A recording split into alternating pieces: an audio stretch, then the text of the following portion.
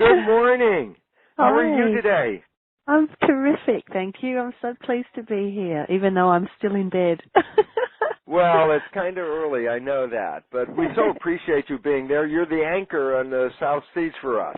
Oh, bless. I love it. Yes, absolutely. I wouldn't miss it. All right. Thank you. Yeah. All right. Alex, how are you doing? I'm great, Uncle Bruce. Yeah, I just got down to Oceanside to visit the parents for the holiday, and really excited because I'm going to share with them an awesome experience that we got to take part in at Uplift with the rite of passage, and just honoring each other as a family, taking the time to listen as we go around and share what wonderful things that we have to be thankful for each other. And everything's great. I get to see my dog. I haven't seen my dog in a long time, and I'm very happy. And you have stories to tell them about Australia, I'm quite sure. Oh, yeah. For those on the line, Alex, my wonderful nephew who handles all these electronic computer details for the old dinosaur, Alex was invited to come and do filming at this year's Uplift Festival. And so Alex's first trip out of the country, he lands in Byron Bay and finds himself in the middle of the most amazing community of world change leaders. And I know that Alex, he told me personally that the greatest days of his life were spent here at the Uplift Festival. Right, Alex? That's true. That's very, very true. And it was not just a matter of taking in information and gaining knowledge, but it was really being in a space to be sharing this wisdom and having this wisdom be shared. This is such a pivotal time in my life, I feel like, to really start making choices that are going to determine the rest of my life. And it was so cool because everyone took me in as a family, and it really made me feel almost like the honeymoon effect. But it was cool. It was how I've made some really transformative changes with my programming while I was out there. So even as soon as I got back, as much as I wanted to stay there, I felt so good to be back to actually start living this life and walking the talk that we talk so intently about. So it's great. Yeah, you had Alex got to be very close with Anita Morjani, who wrote Dying to Be Me, and with Aben Alexander, the neurosurgeon who wrote Proof of Heaven, and with Patch Adams, and a whole variety of people there, right, Alex? It was good. That's right. Yeah. So it was so much fun, and we're all family now. And when I first met Anita, actually was the first person I met when I got to Australia, because she was in the airport. We all took a shuttle to the Meadow House together, and when I mentioned how that you were my uncle and everything like that, she got all excited, and she actually loves that. I think that the expression Uncle Bruce is such a catchy thing. She took you in as an uncle, so by the end of it, she was just saying how much that we're family now, because now she calls Bruce Uncle Bruce as well. Yeah, it's very exciting. So I think we're coming up to close to the top of the hour. That's right. We've got some more people signing in here, but since it is 12 o'clock, what I'll do is I'm going to put our callers on mute just for now so that we can get into your science and talk a little bit about epigenetics, but then towards the end I'll open them up and we can share our questions and give some feedback so we can make it a little interactive. But let's take it away. Uncle Bruce, my favorite uncle in the world, take it away. Thank you, Alex. All right. Well, listen, we'll probably mention a little bit about Uplift in a minute, but I wanted to bring up two topics related to epigenetics. Of course, that's my favorite subject. Epigenetics, how our life experiences and our beliefs and issues like that affect our genetics. And there were a couple of very interesting articles that have come out in the last month, leading edge understanding. And one of them I thought was really very exciting, and it has to do with the fact of they were testing whether meditation would influence genes. And so they took two groups, and one, they just had people sort of relax, think about whatever they wanted to think about, no control, just 8 hours of just being in consciousness, etc. But the other group, the meditators, they did meditation for 8 hours. And what they looked at were the genes. They looked at 2 genes that were very specifically affected. And these 2 genes are ones that promote inflammation. And what they found out was that in 8 hours of meditation, these genes were significantly inhibited.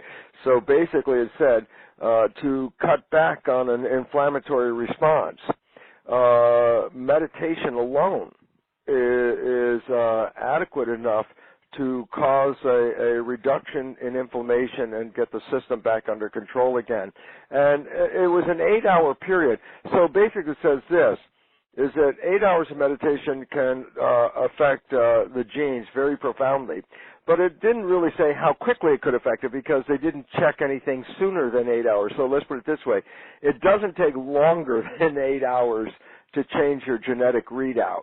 And pretty likely it takes a lot less than 8 hours to change those genes. But that's a parameter right now that's really very important to people to know, is how quickly you can affect the genes by your perception and your thoughts and your responses. And this is very exciting because we've held a long time a belief that genes are like concrete. They're on, they're off, and that's the way it goes. And now we know that within hours of any process that you can actually change the genetic readout. So this is very exciting because it basically comes down to the point is how rapidly we can influence our lives, and this becomes very critical, especially associated with illness and accidents in health. And a dear friend of ours, Judith Simon Prager, wrote a book, a couple of books about how to deal with problems like accidents or health issues that are acute and critical issues.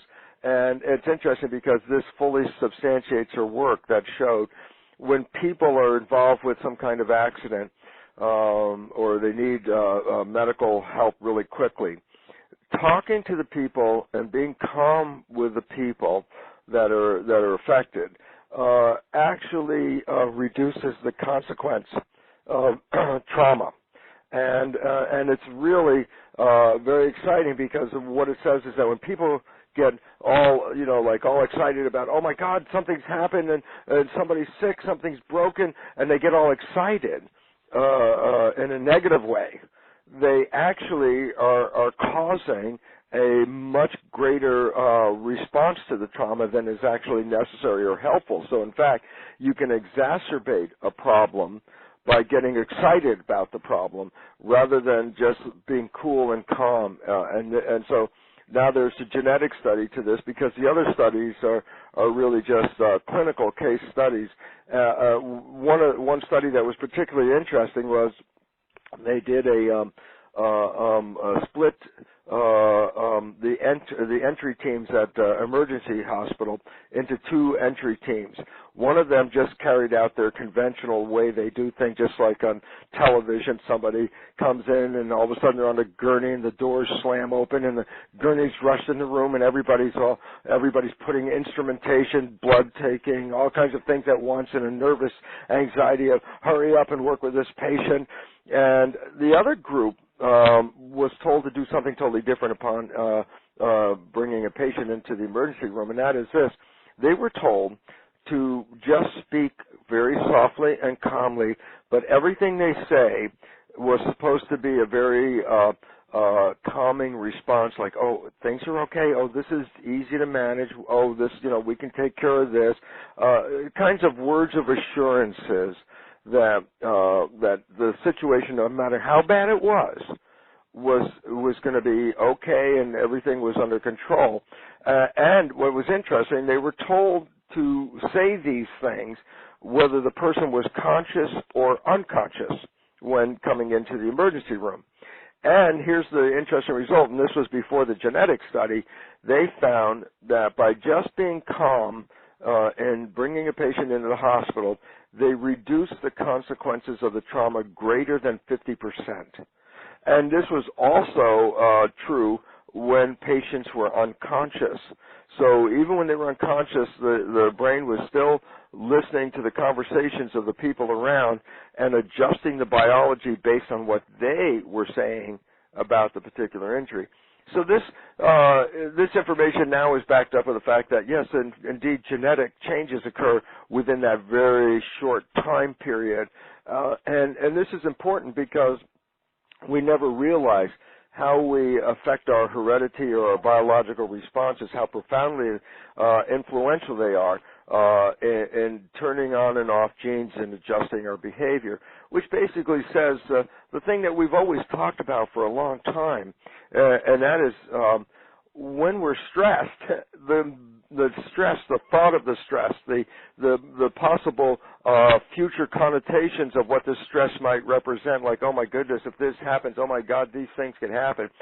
Just going through those thoughts alone were profoundly influential in changing the outcome of whatever event was being expressed. So why that's important is all of us have to recognize that the moment something seems to go wrong, we actually have to really learn how to let go of things very quickly.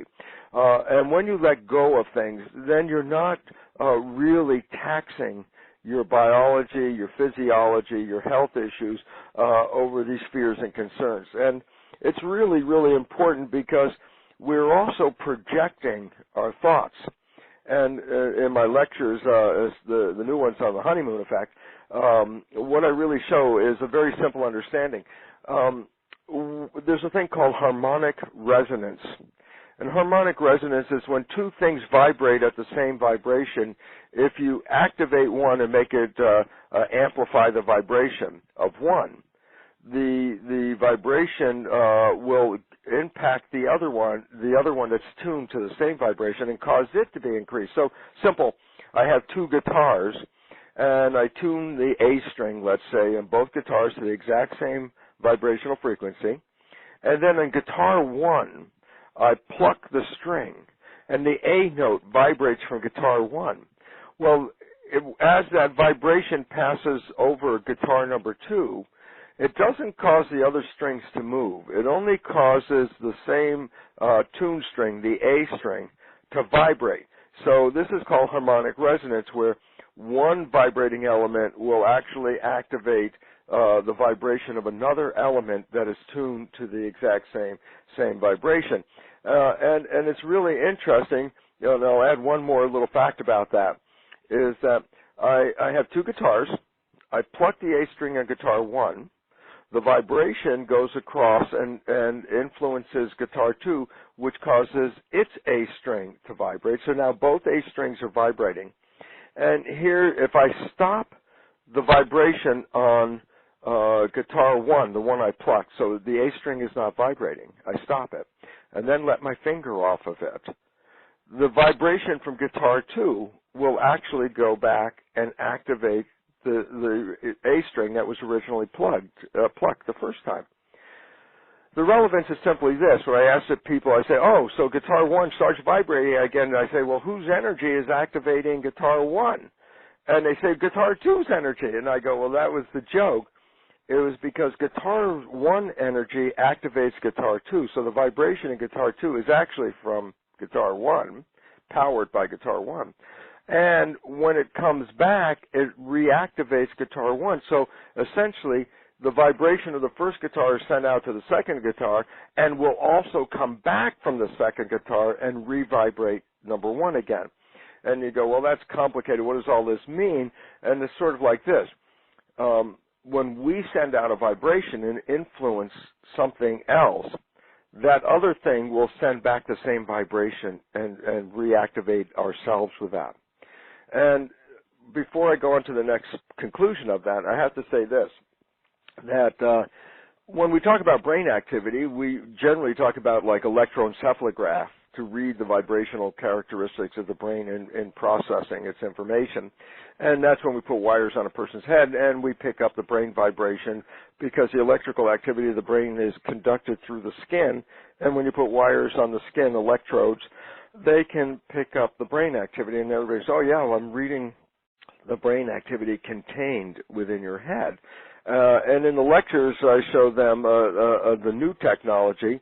It's not electroencephalograph. It's called magnetoencephalograph. And the significance of magnetoencephalograph is that the probe is reading brain activity like electroencephalograph, but reading it from a magnetic field point of view, not an electric field point of view. And the most important fact about this is the probe that reads the magnetic fields of the brain function does not touch the head at all. It's at a distance from the head.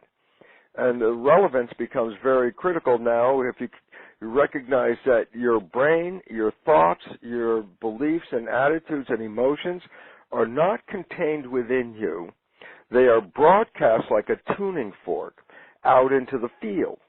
Well, the relevance is, and consider yourself a guitar, and that there are other guitars out there, and the fact is this, your thoughts will then vibrate those other guitars that are tuned into those very thoughts. So if you send out a negative thought, you're not going to activate the vibration of a positive guitar out in the field. You will only resonate with the vibration of a negative guitar. And more importantly, not only are you causing that negative guitar to be activated and energized by your thought, but your thought will come back to you in the form of that vibration returning again, just like guitar 2 sending back the original vibration of guitar 1. So the important conclusion is we send out thoughts. When we send out positive thoughts, we cause positive people and positive things around us that resonate with that to move, vibrate, and respond to us. And we also get it back. You send out love, and those that resonate with that love will vibrate, but they'll also send the love back to you, so that your beliefs, attitudes, emotions are not in your body alone. They're going out in the field, resonate with something harmonic with it, and then come back to you and reactivate you. And the part that becomes profoundly important is if you send out a negative thought, it's not just lost in space.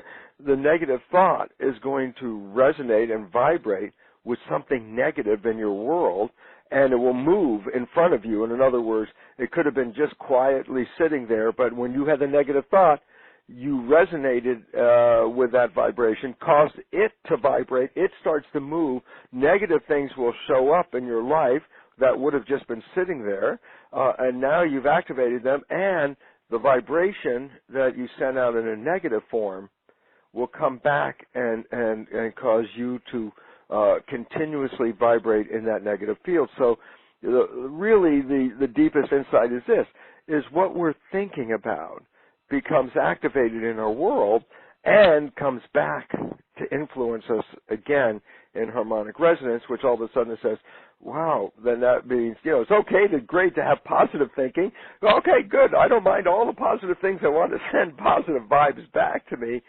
But it really becomes relevant and important to understand when a negative thought is going out, it will affect those things that you were afraid of or in fear of or concerned about. The things you didn't want will be activated, and then they bring them in.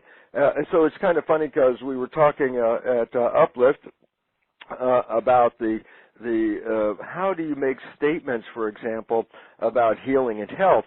And one of the most important things about that was when people say, well, I don't want cancer, so they're praying, make my cancer go away, I don't want cancer. And then I'm saying this, well, here's the problem. If I said to you, don't think about pink elephants, the general response is the first thought anybody has is pink elephants. And I say, okay, I don't want to have cancer. The thought that first pops up when you say, I don't want to have cancer, is not that you don't want to have it. The first thought that pops up is cancer. The visualization of the cancer overrides the I don't want part. So you say, I don't want cancer, you in fact are amplifying the emphasis on the cancer and not really adding to the nature of I don't want. So the brain more or less takes the image first and doesn't recognize the negation of the image. I don't want cancer is an image of cancer, but not related to I don't want. So all these really wonderful insights all still collectively come together to the nature of epigenetics, how our thoughts, our beliefs, our actions in life go out and come back to us and affect our own genetics. And all of a sudden it's like, well, thinking positive, when you recognize the relevance of it, is not just that's a nice idea, let's just have positive thoughts. Positive thoughts go out and activate a positive response that brings back positivity to your life. And again, we've always been led to believe that our thoughts are in our head and that we're not influencing things around us. And now the science has really come out saying, absolutely, your thoughts are in the form of a tuning fork, engaging what those vibrations are from your thoughts. Positive vibrations engage a wonderful response back to you. A negative one will manifest those negative experiences. I'm afraid something will happen. More likely now that particular thing will happen to us. So again, this is part of the new field of epigenetics called behavioral epigenetics. And behavioral epigenetics to me is the actual scientific term, behavioral epigenetics, which is a translation of what we've been referring to over the years as the biology of belief. Yes, our beliefs are being sent out into the field and affecting our genetics and the life experiences that we have. Now, an interesting one is this. Well, did my life experiences just affect me? Well, now some additional new information is that we now find that memories are passed between generations via epigenetics. What that means is this. Recent experiments showed that they trained mice with a negative response to a signal. In other words, they took a chemical that smells like cherries, and they had that chemical waft over a mouse before they just give it a shock. And so every time the chemical came out and the smell of the cherries was there, was followed by a shock. Well, what happened, of course, is that's called negative programming in this case, that every time the mouse would smell the cherry smell, it was now engaged in anticipating the shock that was always going to follow it. So they trained mice with this, and then what they did is they used these mice, the male mice, to mate with mice that have had no experience like this at all, so that the offspring of the mating of the male that was programmed this way, the offspring had no connection with this chemistry or the behavioral programming. But what they found was the offspring, the genes that were associated with a sense of smell for that cherry smell. There's a gene that puts a specific receptor on in the nose that responds to that particular chemical, that this gene is augmented and activated to a high degree in the offspring from the rat that was the one that directly experienced it. So the children of the rat that experienced the training were sensitized to the smell of that cherry thing. So when they smelled the cherry thing, they already started to have a very negative response, like a fear response associated with that, even though they never had the experience directly. And they found that it even went to the next generation. So 2 generations away were already traumatized by a smell that was associated with a negative shock, even though they themselves never experienced it, because if that smell showed up, they would go into a fight or flight response in anticipation that something was going to be negative with that. This is profoundly important because it shows that the life experiences of an individual are not just contained in that individual's life. Those life experiences via epigenetics are activated in the offspring to prepare them for a world where these kinds of experiences may occur. So that the way we respond to the world will adjust our germ cells, be they sperm or egg, in a way that future generations will have learned from our personal experiences. Well, that's cool if they're positive experiences, but then it is a really very unfortunate situation when negative experiences are passed on, because that means the offspring will have negative consequences to behaviors that they had no personal experiences with. And if you understand the meaning of that, then you can see the connection of the story that I frequently talk about, and that is how the offspring or the family offspring have lineages of issues, diseases, or negative health issues that are not directly associated with the gene code, but are directly associated with the epigenetic code. That's the code that says how the genes are going to be used or expressed in the generation. So there are two sets of genes. One set of genes make the physical proteins which make up the body. So there's one set of genes which are the building blocks to make a body. And there's a second set, and some of them even overlap, where the genes that make a body are also associated with a second set, which are the organizing genes of how proteins, etc., will be used in that body.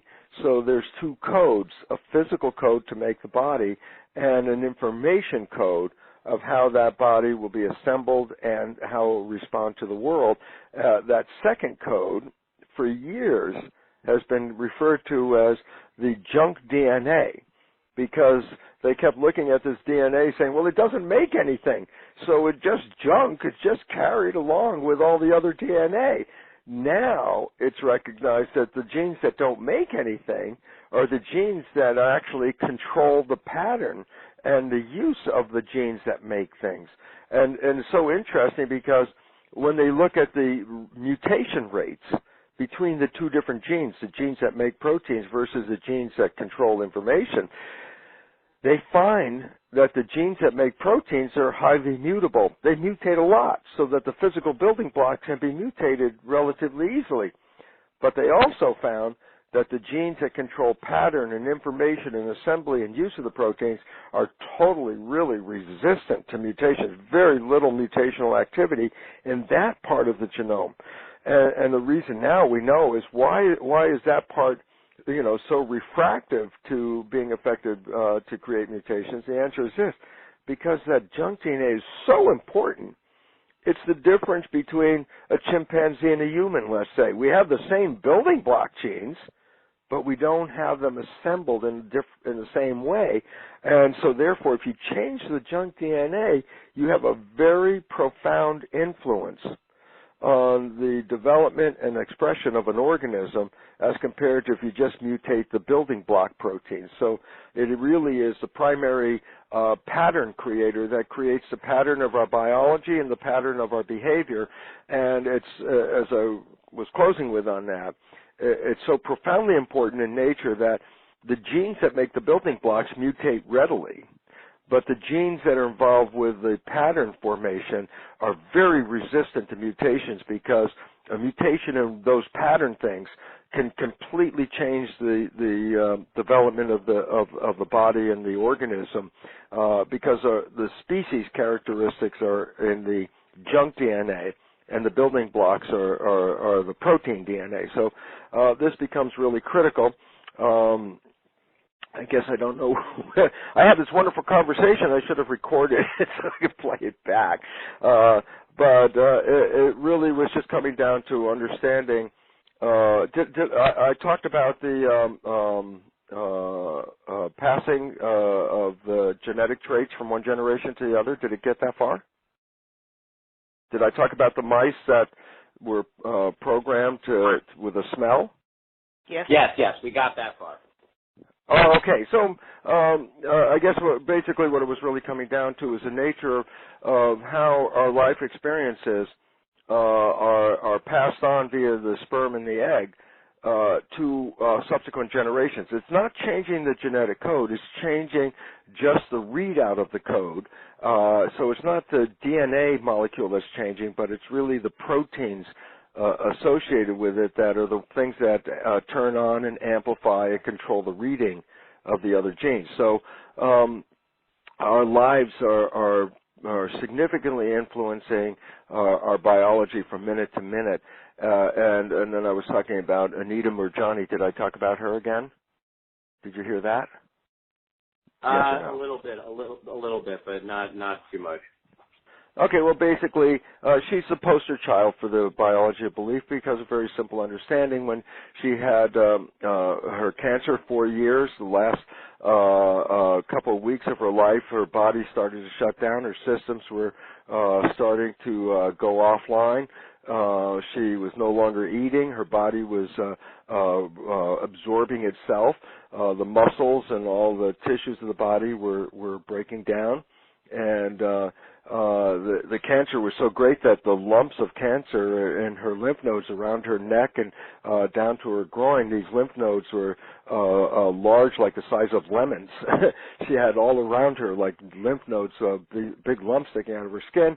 She goes into the final coma. Her oncologist tells everybody that she's finished, that this is the last stage of her life, and that she won't come back out of this. And while she was in that coma, that's when she had her out-of-body near-death experience, recognized how her programming and her culture had conflicted with the way she was carrying out her life. Her cultural programming from a conservative Indian family, yet living in Hong Kong with Chinese people with a completely different cultural program, ended up causing a conflict in her life. And her fear of cancer was also a great conflict in her life. And when she was out of body and saw in her mind how her fears and her cultural programming had led to this, she had an option to come back. And the fact was, she made that choice. And there were two drive forces for making that choice. One is she realized that her husband, Danny, who was just this wonderful man, had been by her side for every day of that 4 years and supported her and was there while she was in coma, holding her hand the entire day or two while she was in the coma. And she thought that if she died, that would have a negative effect on his health, that he would get sick and not really have a healthy life and die relatively quickly. But she also saw that it was the belief and the fear that was manifesting. So she had the option to come back, and she thought at first, why would I want to come back to this disease-ridden body? But then realized that she could change that. And what was the beautiful outcome, as the book talks about, within a week of coming out of the coma, she was completely free of cancer, so much so that it really irritated the doctors who kept saying, the cancer is in there, we just haven't found it. And they kept doing test after test until she finally said, please stop. There's no cancer in my body, and had them back off because they were just insistent that this cannot happen. And what it was is that she just came back with a new understanding about the cause of her illness and how she, by just changing her belief about it, that in 1 week all this cancer stuff disappeared. And for me, that's why Anita, I just love talking about her because she is the poster child of the biology of belief. She is the one that shows, A, there's more to us than this physical body through her out-of-body experiences, and B, profoundly important, that just by simply changing the beliefs, she was able to eliminate the cancer in a 1 week period. So these are the kind of things that I love talking about because this is a new biology. It gives us an understanding of personal responsibility, which has always been left out of the programming because we've been programmed to perceive ourselves as victims, as weak and frail, vulnerable human beings, open to the vagaries of the world around us, affecting us. And it turns out that is the farthest thing from the truth. But if you believe it, biology of belief, then it becomes the truth. So my joy in talking about all this is really to try to wake people up to understand you are so powerful, and yet we have so little belief to encourage and support the power that you really are. Okay, now that I've said that almost twice, Alex, what do we have on tap? Okay, well, actually, there's a pretty relevant question here, and I know it comes in from Marlo, California here, and it relates a lot to actually something that you've told me before, which the question is, What about when you catch yourself and say cancel to a negative thought when you're actually becoming aware of it? Yeah, it's very important to understand this. We give the given. We've been programmed, and as I love to say in the lectures when I show them the picture of the movie poster from The Matrix, and I say, oh, when you're looking for this movie in the video store, you have to go and find it in science fiction, and then I joke and say, no, it's actually a documentary, and the movie The Matrix was the one that talks about how we've been programmed, and by taking the red pill, we can get out of the programming. Well, this is the absolute truth. We've been programmed. And I said, well, if you don't like the program, what can you do about it? And a lot of people like to talk to themselves to, boost themselves up by saying, okay, no, that was really bad. Let's don't do that behavior again. And talking to yourselves about changing the behaviors that you occasionally see that are sabotaging you. And I say, well, how difficult this is, because the frustration that people find is that they talk to themselves and yet continuously do the same thing again. And, of course, that leads to a frustration. It's like, well, nobody's listening in there. And then the joke, of course, is there's nobody in the subconscious. And so when we try to talk to the subconscious to change it, of course, it doesn't change because there's nobody in there to listen to that conversation. And then they say, well, how do you change it? And I go, well, here's the important part. There are 4 ways that the subconscious changes. And the 2 primary ways are the 2 ways that are natural processes by which we create the programs. The first is this, hypnosis. And hypnosis, as we talked about, is like you can use subliminal tapes when you go to bed, because your brain, as you're starting to go to sleep, passes through theta frequencies, EEG frequencies, which are hypnosis. So every night as you're going to bed, there's a period where if you're listening to a subliminal tape, it will enter into your mind as the brain goes into theta. But then more importantly is habituation. And habituation is doing something on a repetitive basis, and when you repeat it so many times, then you learn it. So it's sort of like when you got to be around 7, the hypnosis phase of programming is ending, but the habituation phase is primary way of programming. So you wanted to learn ABCDs. How many times did you repeat ABC up to the point where you couldn't remember, add a couple of new letters, and then go back and repeat it again, and repeat it again, and repeat it again, and then as of today, you can go back now in your mind and go through the whole ABC to Z thing without thinking about it, because now through repetition it's been programmed. Well, when you stop yourself, when you observe a behavior that isn't really supporting you, that's the moment of freedom. If you can see that you're doing it, you actually are at the moment of freedom to say, wait, stop. Don't play this program. Play something different. Well, what's relevant about that is if you stay aware of that level, every time that negative program shows up and you go, wait, stop, okay, I have to reverse that, cancel it, do this other thing, what are you doing? And the answer is you're making a repetition of a pattern.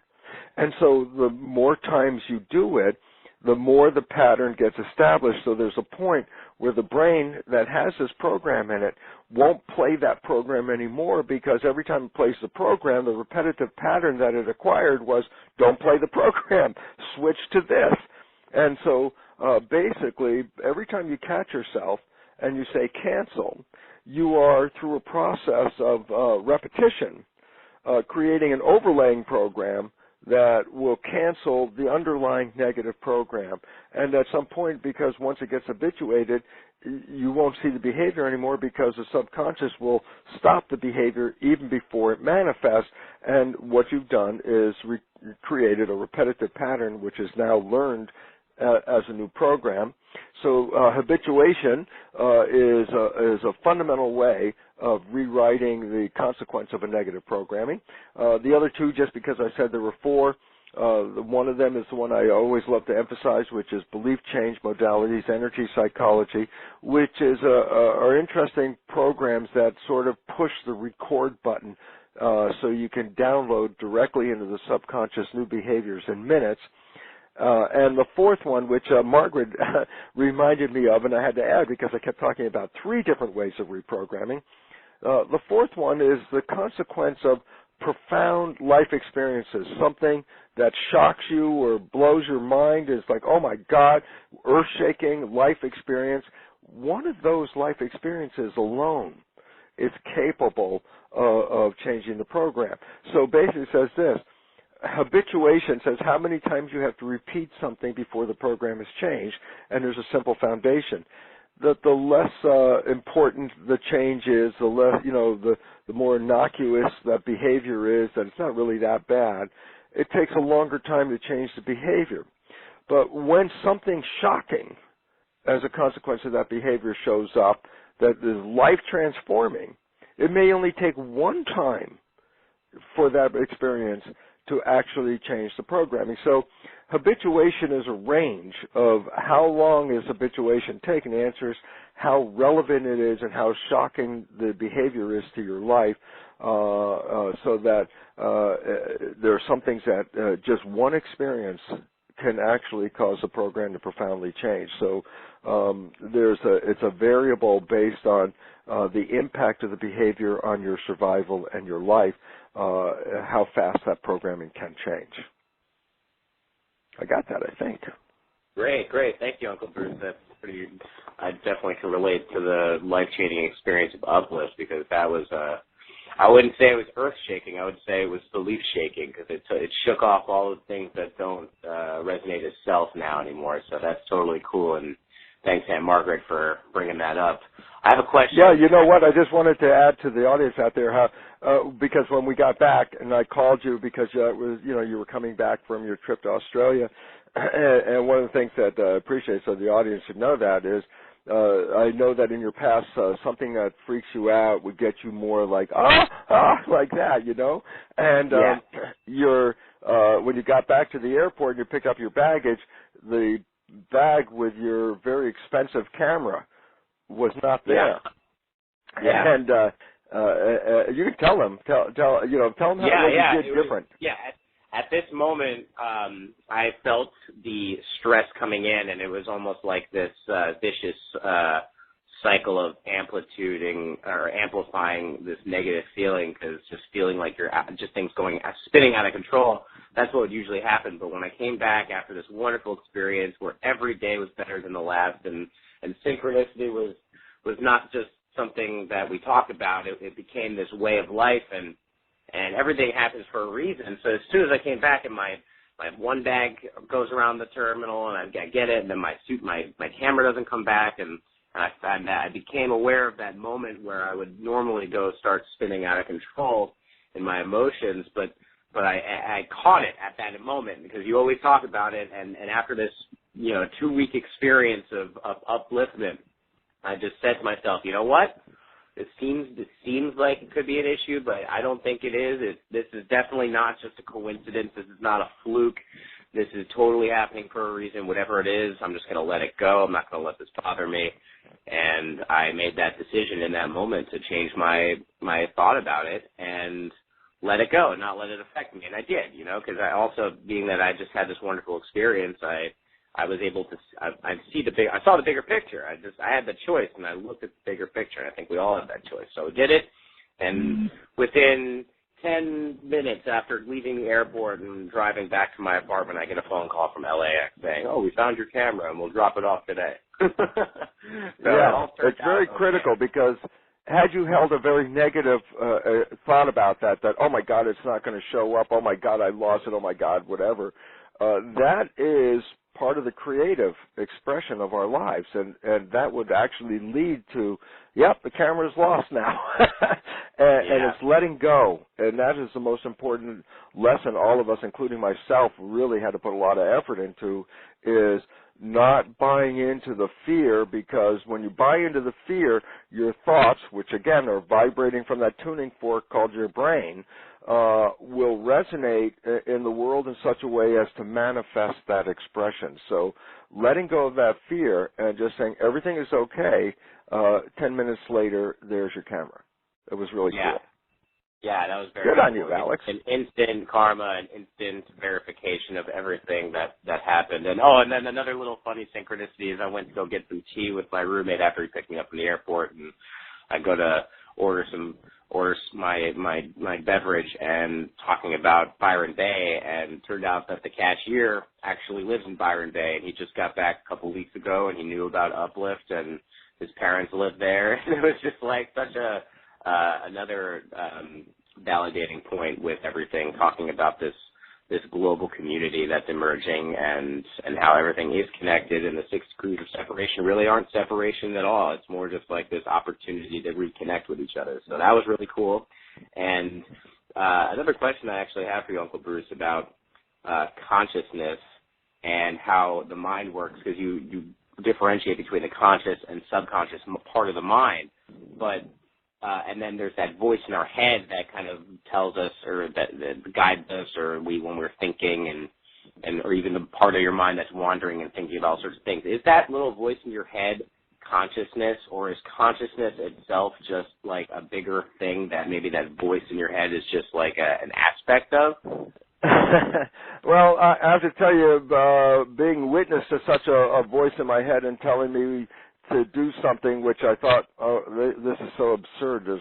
I hear a voice saying to go do something, and in the old days I would have just shrugged that off as just a thought running through. But I now recognize that sometimes we're given direct information, and unfortunately, the way we live in this world, we look at that as just some mind-wandering thought. I don't believe that's true anymore. I don't know, particularly exactly what the thought is. For my own personal satisfaction, I'd like to consider that there's the physical part of us, our biology part, and then there's an energetic part, which physicists call the field. And as I've mentioned before, the field in terms of physics represents invisible moving forces that shape and influence the physical world. And sort of like, well, that's real interesting because, well, in science we refer to that expression of that energy as the field. The same definition is used by spiritualists for the last couple of thousand years to define the significance of spirit as an invisible moving forces that influence and shape our physical life experiences. So from a scientific point of view, you can say, well, that voice represents the field, information coming in, and if you're comfortable with it, which I have become over my life, that field also represents a spiritual knowing, so that there's a part of us that, like when Anita Murjani or Abe and Alexander, when they left their body and the coma in their brains were flatlining at that point, they were having these experiences, but not through the physiology, emphasizing again that there's more to us in the physical realm, and that the field is the primary shaper of the physical world. That's an Albert Einstein quote, where Einstein says the field is the sole governing agency of the particle, field being the energy, the particle being matter. Einstein saying that the energy is the sole governing agency of the particle, matter. So when you are getting this voice, which is, there's 2 different voices, I could hear that in my own head. One is the pattern player, where I learn to program, I play the pattern, and that just plays over and over again, and generally those are the very negative thoughts that run through our head. As psychologists say, 70% of those thoughts are negative. When you're driving a car, stop at the traffic light, your world doesn't end while the light's red. While you're sitting there and the light's red, thoughts are going on, and if you listen to them, that's what psychologists tell us, 70% of those are negative. That's coming from the programming. But every now and then, there's like an urging, and I don't know if it's in my head or my heart, but sort of says, do something. And I used to just dismiss it as like all the other voices. But now I recognize that there's this energy, field, spirit, whatever you want, that has information. And by deeply listening to that information, it's a guiding force, that we are being guided. We are run by the spirit, but normally when the spirit works, the energy field, it works through the database of our program, so that the spirit comes into this physical body, but to operate it uses the data that we acquire in our life experiences. So the spiritual source and the data represent something I think that people would refer to as like ego. ego is me as a unique identity, but playing through my program, which is different than spirit, which is the identity without playing through the program. And so I believe now, as a weird scientist, of course being challenged by conventional scientists all the time, which is okay with me, I really believe that if you start to recognize there's information, that little voice in your head that's giving you suggestions, that this voice is very worth listening to, because it's sort of like giving you information that gives you an opportunity to change something in your lives. And if we dismiss it, it's unfortunate, I think, because there's more to us in this body, and that which is more to us in the body is also more aware, more conscious, more powerful as a compass for our lives. And so I really think that's something that's really important to distinguish. If you can distinguish between the repetitive pattern of subconscious programs, and as I said, most of those are negative, versus suggestions, more or less, from almost a different sounding source than the voice that plays the patterns over and over again. I think this is an important sign for us to listen to, and of course over centuries this has always been an understanding of spiritual leaders, spiritual teachers about that more powerful part of who we are. Great. Thank you so much for clarifying about those voices, Uncle Bruce. I know that's one of the biggest things is how do we know? Because we're conscious 5% of the time and 95% subconscious. Well, what time in the moment really is that? So that's really cool. Actually, it's a learning thing, I wish that, if I had a child and was starting all over again, I would really get the child to start to listen to that voice from the very beginning. And it's unfortunate because almost all of us, when we have told our parents about voices or hearing things, we're sort of like, oh, don't pay attention to that. You're going to be a crazy person. So we just ignore all that. And so we've been programmed to not give any value to that internal guidance system, because it's perceived by other people who are not involved with any of the stuff we're talking about as something weird, abnormal, or crazy. And I would say, my goodness, if a child would learn this in the beginning, it would grow up with much greater wisdom and opportunity than those that had discounted that information coming in as something, weird. Most of us have been programmed to perceive it. Great. Well, I actually have a question here from Marlo. I'm going to have Marlo ask the question. Oh, wait a second. There's an advertisement. It just took me out of the moderation site here. Sorry about that. 1 second, Uncle Bruce. I got to... Yes. Well, that's okay. Yeah. I was gone for a while myself. Okay, cool. Just give me 1 moment to get logged back in here. And I'm actually going to open up the line so that Marlo can ask the question personally, because... Oh, great. Yeah. Okay, here we go. Can you hear me, Marlo? I can hear you. Can you hear me? Yay! Technology is working. I love it. Good thoughts.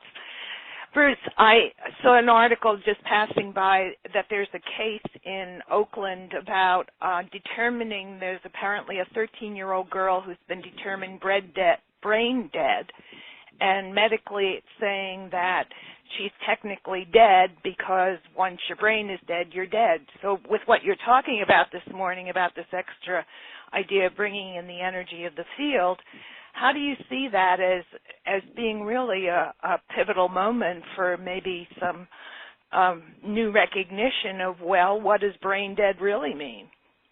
Yeah, it's kind of funny because when people go into a deep meditational state, the functional activity of the brain that we perceive as the live part and it's working actually shifts profoundly. It's almost like a shutdown. So when we get out of body and go to that place wherever that intuition and stuff comes from, the brain is virtually shutting itself down. And now with Aben Alexander, the neurosurgeon no less, who had a tremendous brain infection, E. coli, and they say, 1 out of 300 million people gets this infection, and none of them really come back. And the one that he had was even rarer form than all the other ones because it was totally resistant to all antibiotics. So his brain, and I hate just the concept of saying the words, but there was so much infection that his brain was eaten away more or less, and turned to pus. I hate that word, but and what was relevant is that his brain activity was essentially not there, and that's when he was out of his body, having all those other experiences. So it really is a testament to the fact that we're really beginning to own that there's another part of us, and that the brain dead part may just be a temporary transitional part, as Abe and Alexander experienced. So it changes the way that we say, oh, brain dead, person gone, to the person might still be there, but then it also depends on the rest of the functioning of the body. So making a call, and you say, should I pull the plug or that? These are now changing a bit because we're beginning to find that what we thought was, oh, okay, there's no more life left, may not be true. And how long you should do this, et cetera. And I think in each case, like in Abe and Alexander's, pulling the cord was actually, on his life support, was actually what brought him back into the system again. They thought, well, he'll just fade away right now. And they disconnected his life support, and actually he came back. So the situation in Oakland, we're really left in the open because there's no clear answer that we once thought was perfectly clear. Oh, brain stop, that's the end, may not be as true as we thought. So, but can you say, is it the end or not the end? Well, I don't think at this point then we're looking at the correct data. What is it we should be scoring to recognize whether that's true or not? I think we're left in a very gray zone. I wouldn't know what to do. So myself. So, but at least opens it up, because before it wasn't a gray zone.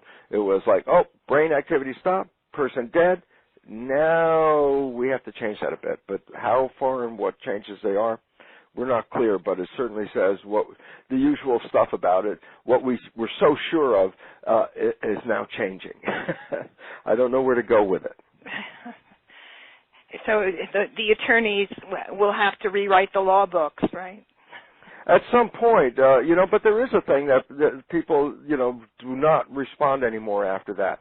I don't think he had any real responses. I remember he said when his son opened it, wanted his dad to come back, they were going to pull the plug, and his 10-year-old son had overheard that and ran into his father's room and pushed open his eyelids to try to say, come on, Dad, come back here. One eye was looking up in one direction, the other eye was looking down in the other direction. Very clear signs that the brain functioning coordination of that system was gone, but he was still there. So, we're left in a very big gray area, and that's a real hard decision, as I said. Now, I wouldn't, if given that, should we pull the plug on this patient, I would really not be so sure as I would have been a year ago, let's say. That's interesting how you mentioned with the eyes, Uncle Bruce, because I had a thought about when you were saying about how the mind can be programmed, and there's that infamous Stanley Kubrick film, Clockwork Orange. I presume you've seen that at some point in your life? Oh, absolutely. Yeah, so in a way, that movie kind of is all about how the mind can be programmed and how we need to fix people, and there's parts of our society, that behaviors that we don't like, so they bring in the main character, Alex, actually, to reprogram him, and they stretch open his eyelids and show him movies about how to behave in certain situations. But my question really is, in regard to that movie and just into the biology belief, is it best to change people and to go out there with this attitude, like looking at judgmental attitude and seeing what people are good behaviors, what people are bad behaviors, and then try to change them? Or is there something more about learning to change your own beliefs and then just standing true to that, resonating as like a beacon of I'd be balance? very antagonistic for other people to change people's beliefs. So I think that's your personal life, and that's your personal responsibility to deal with that. So if given a choice, I would really fully support that individuals learn who they are and learn about the nature of their programming and learn about their own empowerment rather than giving that power to other people, and especially related to government decisions.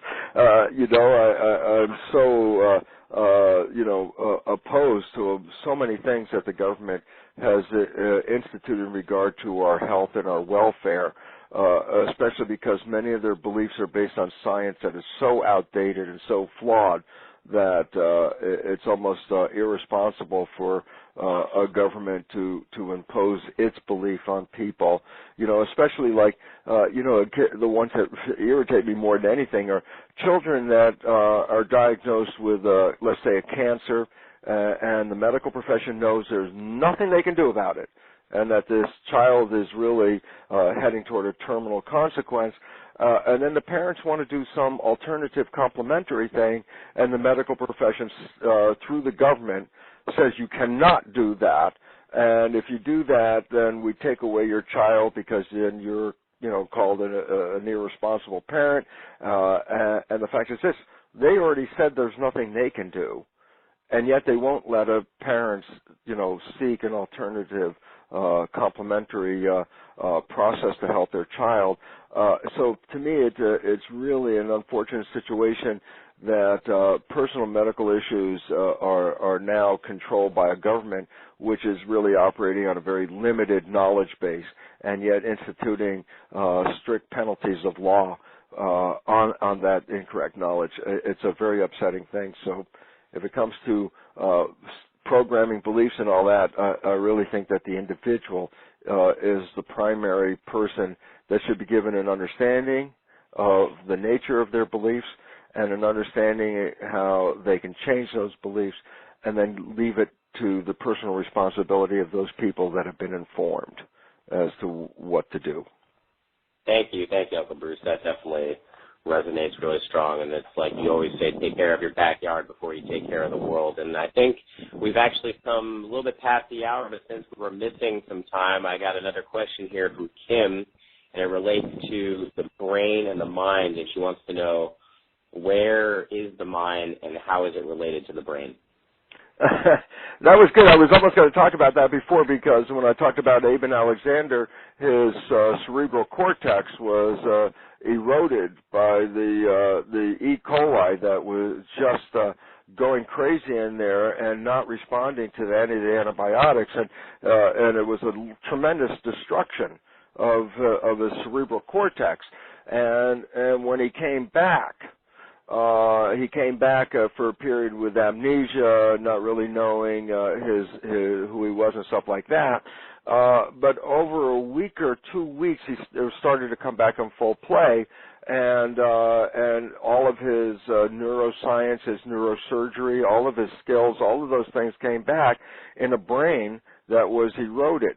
And you say, well, how did it come back? So you can replace the neurons that have been damaged, but how did the knowledge come back from previous life experiences?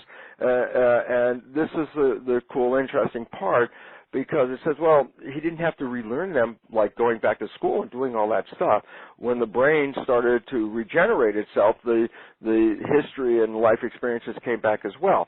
And this leads to the suggestion that has really been offered, especially in the world of physics and new biology, that the mind is not in the brain, but the brain is like a radio that plays a program. And so when you destroy the brain or parts of it, you interfere with the programming, the mind. But are you altering the mind, or are you altering the download of the mind? Well, science, as I said, is moving toward a real understanding that the consciousness aspect is something that is like a broadcast, and the brain is the radio receiver. In fact, there was a wonderful paper by a scientist by the name of Lorber, Lorber, in England, and he was working with hydrocephalic people. Hydrocephalic people are people that you may physically see them because their heads are much bigger out of proportion than other people's heads. And what happens is that there's fluid, the spinal fluid that runs through the brain and the spinal cord, and there are valves to regulate the flow of the fluid. And in hydrocephaly, which is water, and brains, watered brain, hydrocephaly, the valves get messed up so that the water, the spinal fluid inside isn't released, and it builds up a bigger pressure, and the bigger pressure, like a balloon, blows up on the brain, and then the brain pushes on the cranium of the developing child, and so that as the brain expands with fluid, the head expands, and that's how you can, physically see a hydrocephalic individual. Well, he was working, some student who was a graduate student in mathematics at a university had an issue, and they came in, and he almost looked like a normal person, but when they did the brain scan, they found he was a hydrocephalic. But what that meant was that his brain, instead of being the solid kind of brain that most of us have, was essentially a big bag of spinal fluid, and the cerebral cortex was just a strip about a couple of millimeters, 3 or 4 millimeters thick, that went around under his skull and contained this big cavity of fluid. Essentially, there wasn't really much of a cerebral cortex at all, and yet this man was a highly functioning individual. He was a graduate student in mathematics, and he had virtually no cerebral cortex. So I loved it because the article, as published in the journal Science, I love the title, was, "Is the Brain Necessary?" And it was a real interesting story that disconnects us from our vision of a structural piece of meat, that brain, to essentially hardly anything there at all, mainly fluid, and that didn't interfere with the ability to learn and become a graduate student in the field of mathematics. So that kind of finding, again, is a suggestion that the brain is not the foundation of the consciousness and the intelligence. It is more the receiver of such. And they say, yeah, but if you mess with the brain, you mess with the intelligence. I go, yeah, but if you have a television set and you pull out a resistor or a capacitor, you're going to mess with the program.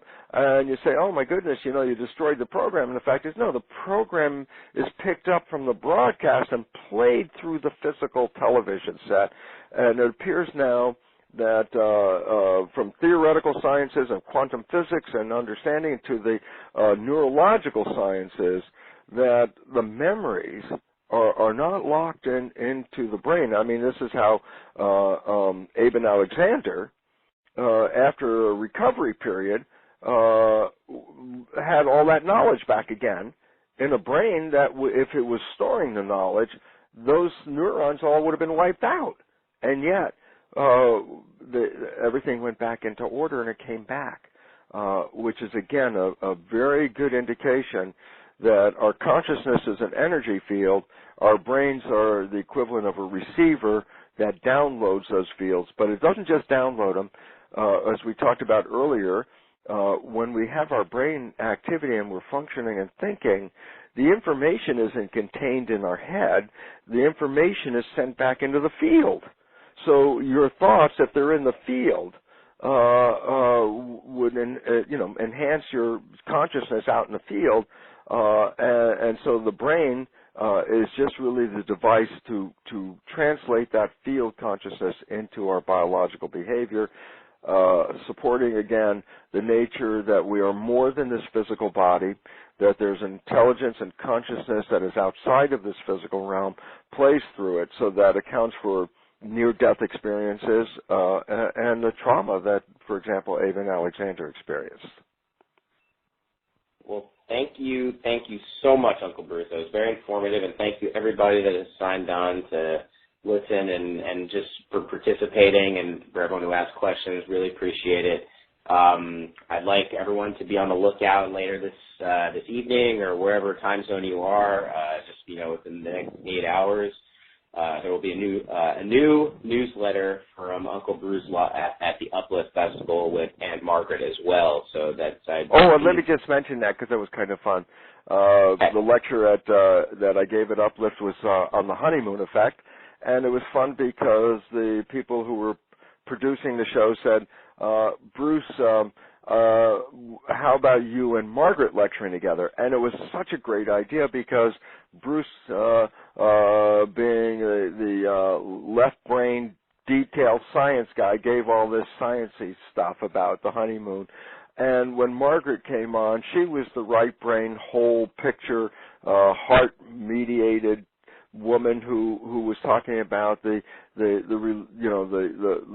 bigger picture of the relationship.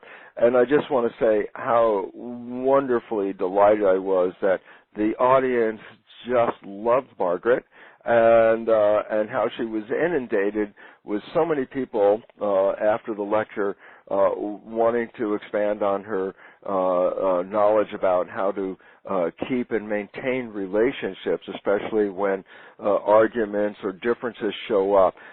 She was just offered that audience a wonderful presentation, and she was so beautiful in doing it.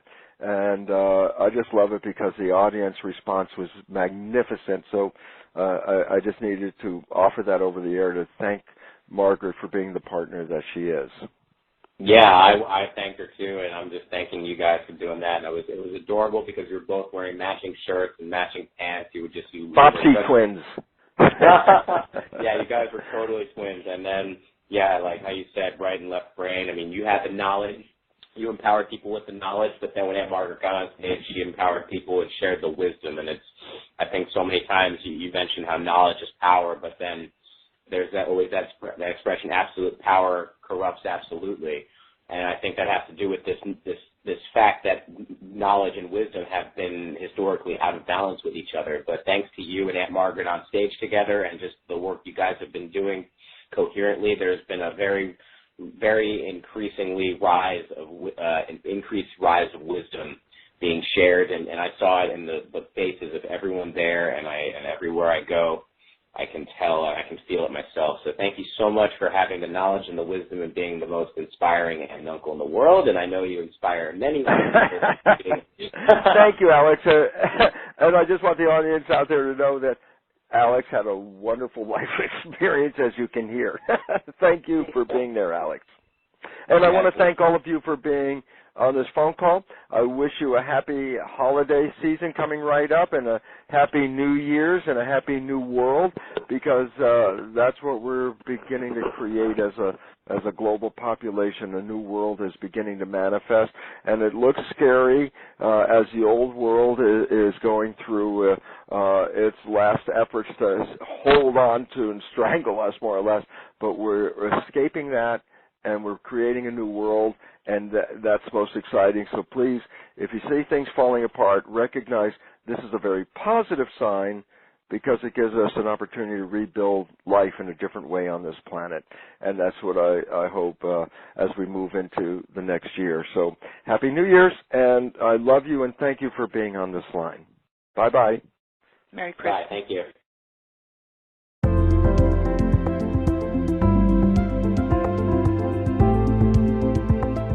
Such a thrill for me to be here, and I'm so happy to see all of you.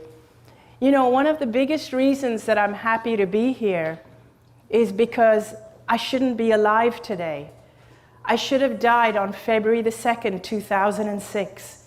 That was supposed to be my last day here in this physical life, because on that day, the doctors had told my husband and my family that I only had a few more hours to live.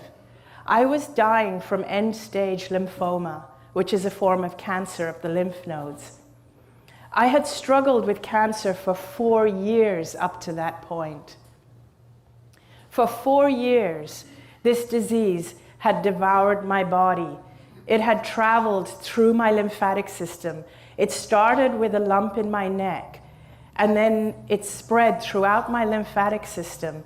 And by that point, by the end of 4 years, I had tumors, some of them the size of lemons, that had spread from the base of my skull, all around my neck, down into my chest, under my arms, and all the way to my abdomen.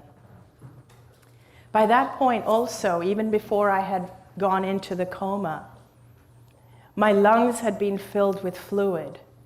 And every time I would lie down, I would choke on my own fluid. My muscles had completely deteriorated, so I weighed about 85 pounds. I looked like just a skeleton with skin on. I had these big, gaping, open skin lesions where the toxins were oozing out of my body. I wasn't able to digest any food.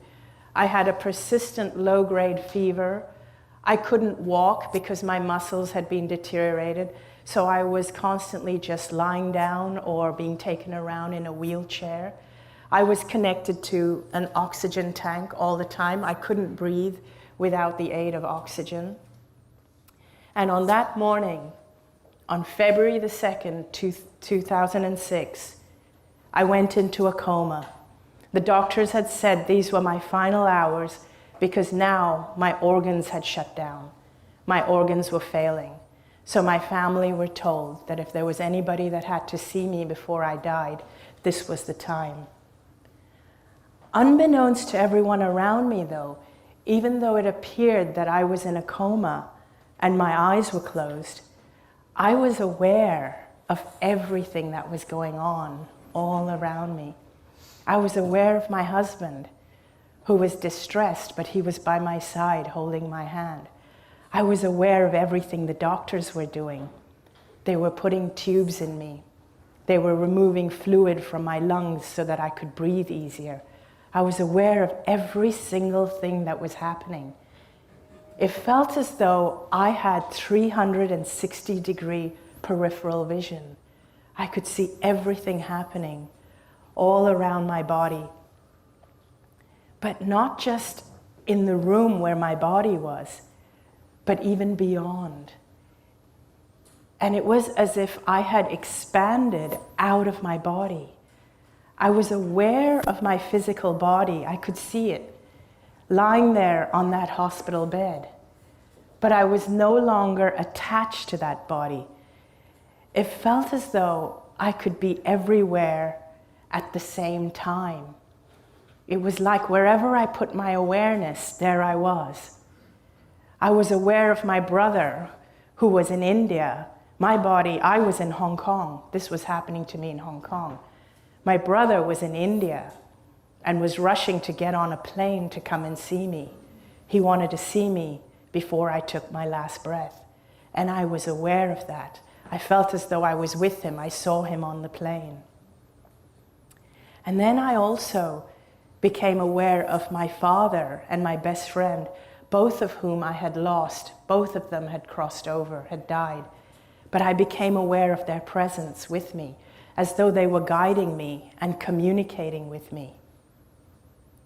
One thing that I felt in this amazing, expansive state, I felt I was in like a realm of clarity, where I understood everything. I understood why I had cancer. I understood that I was much greater. In fact, all of us are much greater and more powerful than we realize when we're in our physical bodies. I also felt as if I was connected to everybody, like all the doctors that were treating me, the nurses, my husband, my mother, my brother, and everybody. I felt as though we all shared the same consciousness. I felt as though I could feel what they were feeling. I could feel the distress they were feeling.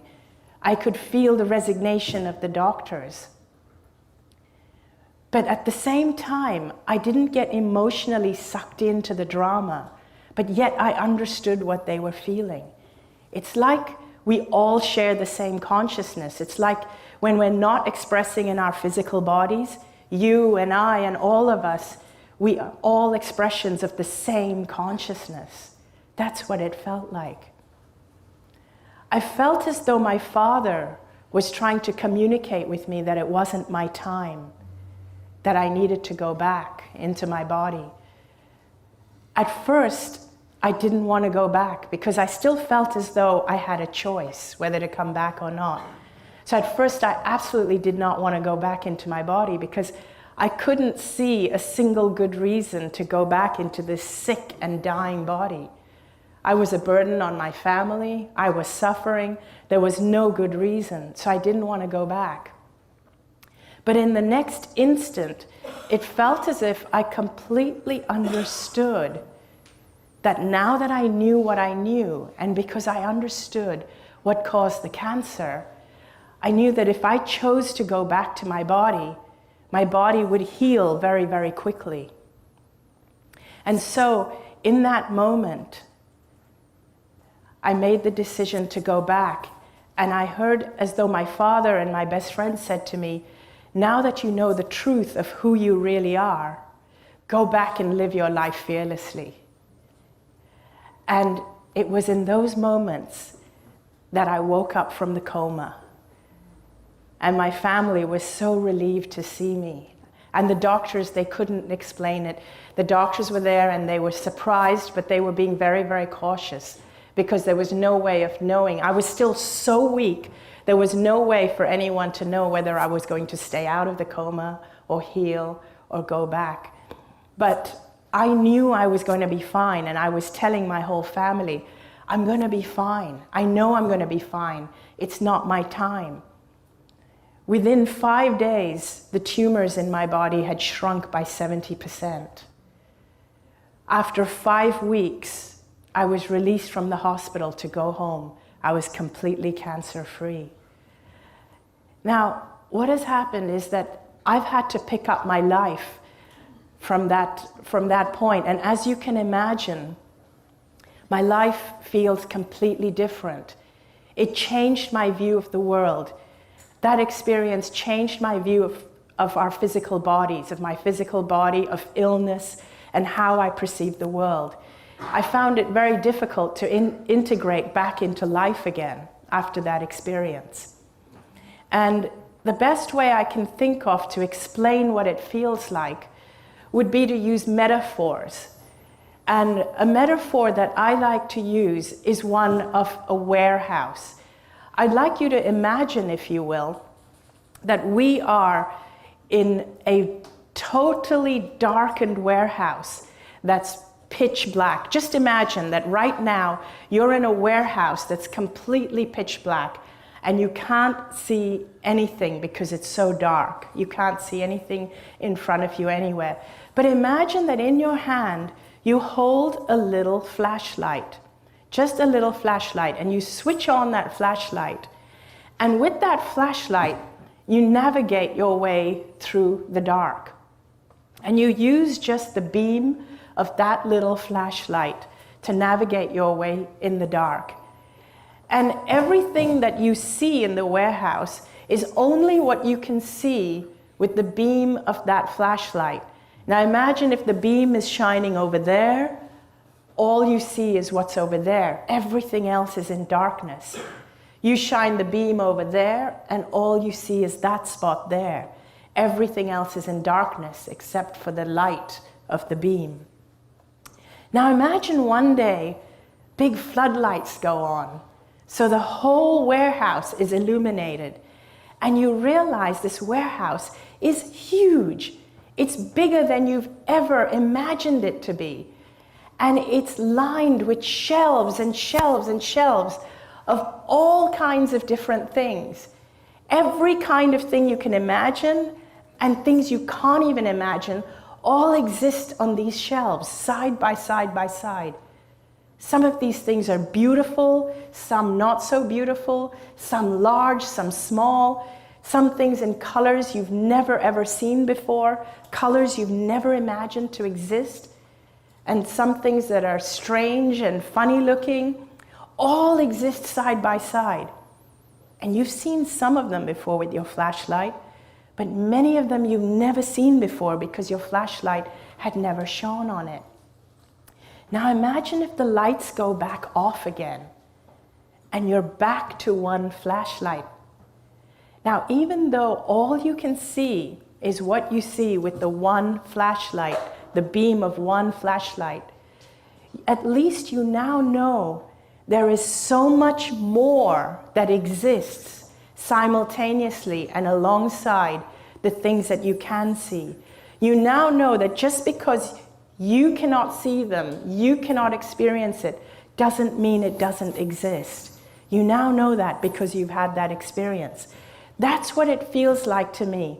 It feels like so much more exists than what we believe. So much more exists than what we have experienced. It's just beyond our flashlight. And just to help you understand that a little bit better, I'd like to try a little game, a little experiment with you.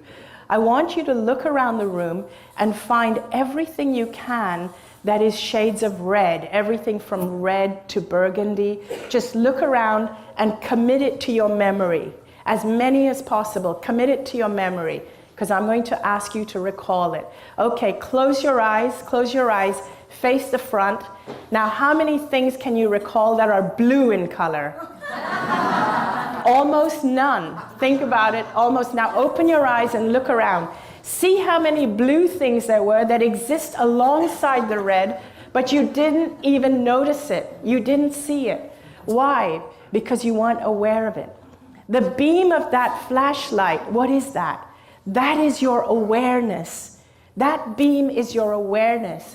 When you flash your awareness on something, it becomes your reality. It becomes what you experience. There can be something else that's right under your nose, but if your flashlight is not shining on it, you won't even notice it. You won't even be aware of it. Think about this. Think about all the billions of dollars we are spending on cancer awareness. Think about all the cancer awareness campaigns. Imagine if we put that much money, energy, and effort into wellness awareness. What a different world we would have. Imagine if we put all our effort into peace instead of into fighting and wars. We would have a very different world if we changed our awareness. To bring it down onto a more personal level, I want to share with you the 5 biggest lessons I learned from this experience. Number 1, the most important thing that I learned, the most important thing we have here to focus our awareness on is love. That is number 1. And when I say love, it's very easy to say, or for us to say, we need to love other people. But one of the things I learned is that one of the reasons I got cancer is because I didn't love myself. That's hugely important. When we love ourselves, we value ourselves. When we value ourselves, we teach people how to treat us. When you love yourself, you find no need to control or bully other people, nor do you allow other people to control or bully you. So loving yourself is as important as loving everybody else. And the more you love yourself, the more love you have to give other people. Number 2, the next biggest lesson I learned was to live life fearlessly. Most of us are brought up on a diet of fear. We're taught to fear everything. I used to fear everything. I used to fear cancer. I used to fear eating the wrong foods. I used to fear displeasing people. I feared just about everything. I feared failing, and most of us are brought up fearing everything. And people think that fear keeps you safe. That's actually not true. Love keeps you safe. When you love yourself and when you love other people, you'll make sure that you keep yourself safe and that you keep other people out of danger's way. Love keeps you much safer than fear does. The third thing I learned that is so important is humor and laughter and joy. We're born knowing this stuff. We're born knowing that it's important to laugh because that's what kids do all the time.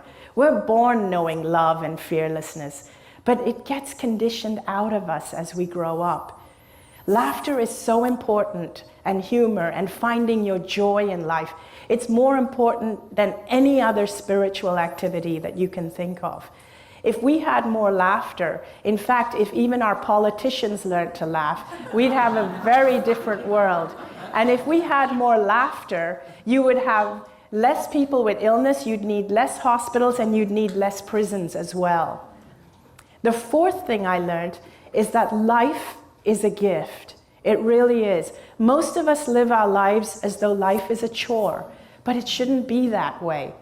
And it's unfortunate that only when we lose something that we value do we really realize the true value of it. And it took me losing my life to realize the value of my life. And I don't want other people to make the same mistake, which is why I'm standing here sharing my message. Because I don't want people to realize when it's too late the value of their life. And your life is a gift. Even the challenges that come to you are a gift. When I had cancer, that was the biggest challenge I could ever have. But today when I look back on it, I feel it's the biggest gift I could have had. People think that the cancer, or even I thought the cancer was killing me. But actually, I was killing myself before I got cancer. The cancer saved my life. All your challenges are gifts. In the end, you will in the end, you will always find that your challenges are a gift. And if you're in a challenge and it doesn't feel like a gift yet, it means you haven't got to the end yet. The fifth and final thing, which is so important that I learned, is that the most important thing for you is to always be yourself. Be as you can be. Shine your light as brightly as you can. Embrace your uniqueness. Just realize who you are, get to know who you are, love yourself unconditionally, and just be yourself. And with those 5 things, I invite you to go and live your life fearlessly. Thank you very much.